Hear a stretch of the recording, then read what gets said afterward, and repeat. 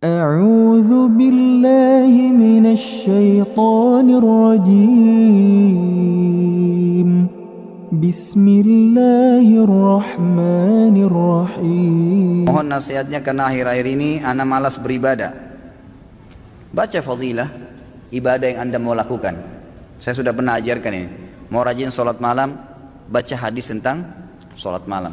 Mau rajin sedekah, baca hadis tentang sedekah. Kita punya hak secara syar'i menanyakan saya dapat apa kalau saya kerjakan ibadah itu. Boleh, nggak apa-apa. Karena memang Allah yang menjanjikan itu, ya kan? Coba baca buku hadis, fadilah sholat duha, fadilah sholat sunnah, qabliyah, rawatib, fadilah sholat wajib, duhur, asar, maghrib, isya, fadilah bakti dengan orang tua, fadilah haji dan umrah, fadilah sadaqah, fadilah puasa Ramadan, fadilah. Apa itu fadilah? Janji positif Allah di ibadah yang akan kita lakukan.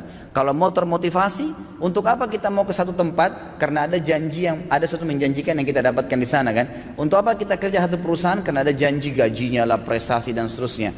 Begitu. Manusia memang kalau dijanjikan baru mau bergerak. Maka wajar kita baca janji Allah di ibadah itu kita akan termotivasi. Yang kedua, jauhi semua fasilitas maksiat. Karena semua yang membuat orang malas ibadah karena ada dosa. Selama antum masih terlibat di dosa sekecil apapun, maka akan mudah sekali tergelincir untuk malas ibadah. Tergelincir itu. Saya sudah pernah jelaskan. Ibadah punya kenikmatan, dosa punya kenikmatan. Tapi nggak bisa disatuin. Nggak bisa disatuin. Tidak bisa disinkronkan, tidak mungkin. Harus pilih salah satunya. Seseorang, saya kasih contoh. Seorang wanita terbiasa pakai jilbab, rapi. Dia sudah merasakan nikmatnya ibadah itu.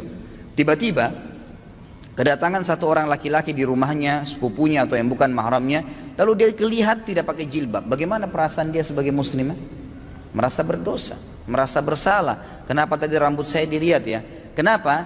Karena ibadah menutup aurat sudah dia rasakan nikmatnya, dan membuka aurat yang maksiat hilang kenikmatannya, dibenci sama dia. Kalau kenikmatan ibadah ada, kenikmatan maksiat hilang.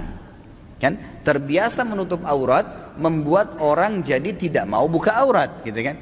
Terbiasa sholat berjamaah di masjid membuat orang menyasa bersalah, atau terbiasa sholat aja deh. Ya, kira-kira kalau orang sudah rutin sholat 5 waktu, dia sudah tahu fadilahnya dan ancamannya kalau dia tinggalkan, apakah dia mau tinggalkan sholat berjamaah, sholat wajib? Nggak mungkin, gitu kan? Karena kenikmatan ibadah ini sudah ada.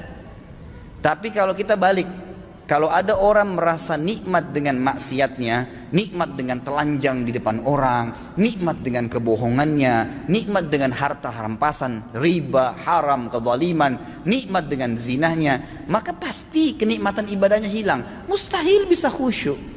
Biar dia mau tutup matanya, biar dia mau paksain, nggak bisa. Bangun sholat malam pun susah. Oh, sholat 5 waktu aja berat.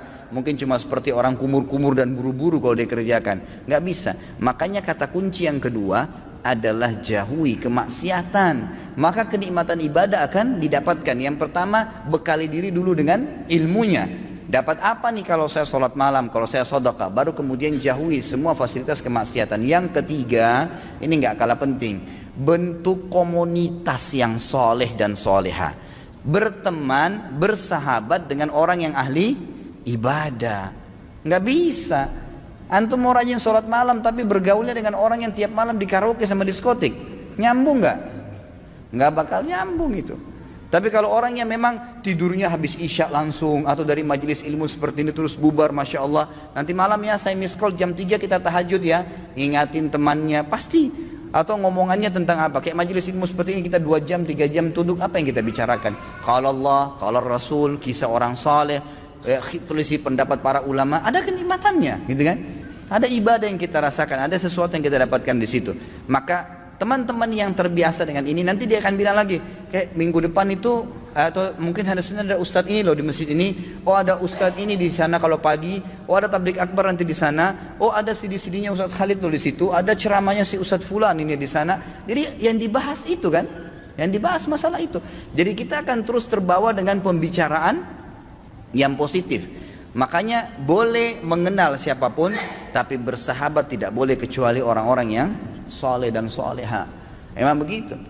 Yang kalau kita buat salah diingatkan, kalau kita buat baik didukung, maka itu penting. tinggalkan